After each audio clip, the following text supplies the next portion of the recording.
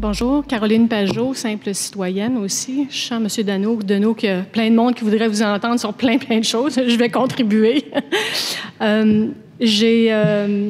Dans ma vie, j'ai eu une réflexion personnelle parce que je me suis impliquée, j'ai milité dans des courants agricoles alternatifs avec l'Union paysanne, plus précisément, là, où j'ai eu l'occasion d'entendre Dominique Leblanc, qui est un producteur qui s'est retrouvé très, très contraint, puis qui nous disait en conférence, moi, ce que je vous suggère, c'est peut-être de vous installer des petits réseaux locaux.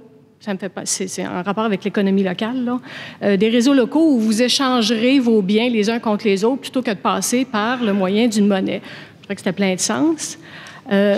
En même temps, pas longtemps après, j'ai eu la grande chance de me retrouver au Brésil pour suivre une formation politique où, pour à peu près la première fois de ma vie, j'en ai entendu plus sur le marxisme et ce que j'ai retiré de cet apprentissage-là, entre autres, c'est que les villes, la grosseur des villes a beaucoup été créée par le fait que les donneurs de jobs s'installent dans les villes, les gens délaissent les campagnes, viennent s'installer ici, perdent tout moyen de production, puis on le voit de plus en plus. Là, les gens essaient de trouver des façons de faire pousser des choses dans leur cours.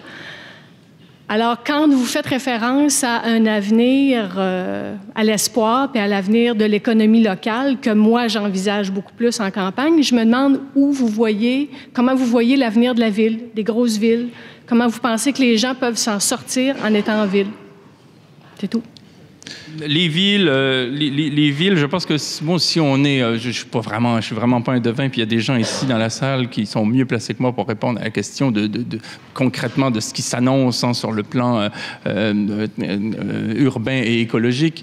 Je dirais quand même simplement qu'il me semble que ce qui s'annonce d'une part, c'est des mesures de nature écologique qui peuvent s'appliquer aux villes. L'agriculture urbaine, par exemple, du point de vue du transport, du point de vue de la solidarité, du point de vue de l'entraide. Il y a des choses qui peuvent exister en ville. Et peut-être que s'il y avait un choc comme ça, il y aurait moins de gens dans les villes, spontanément.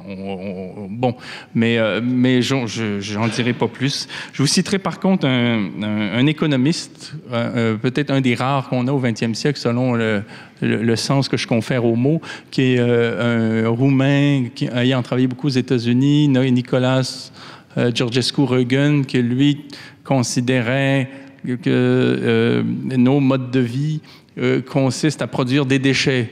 Parce qu'on multiplie les opérations dans nos pratiques qui créent ce qu'on appelle de l'entropie. Ce sera une conférence en soi, là, j'essaie de résumer.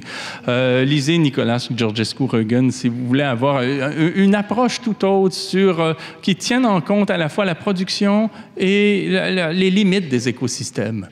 Si on prend du charbon, on le brûle, c'est pas vrai que rien ne se perd, rien ne se crée. Ce qu'on a créé, c'est des particules qui sont inutilisables et qui nous encombrent, ce qui s'appelle des déchets.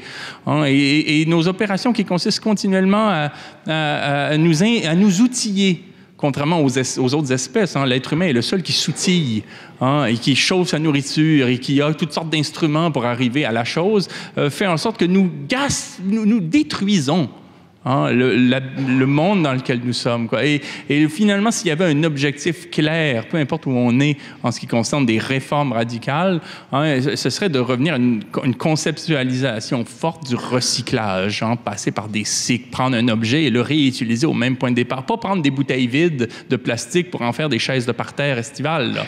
Non, prendre un objet et s'assurer qu'il entre dans un cycle aussi long que possible pour éviter de détruire au passage et de créer toutes sortes de déchets sous toutes sortes de formes qui nous encombrent aujourd'hui et qui ont transformé la planète en un dépotoir.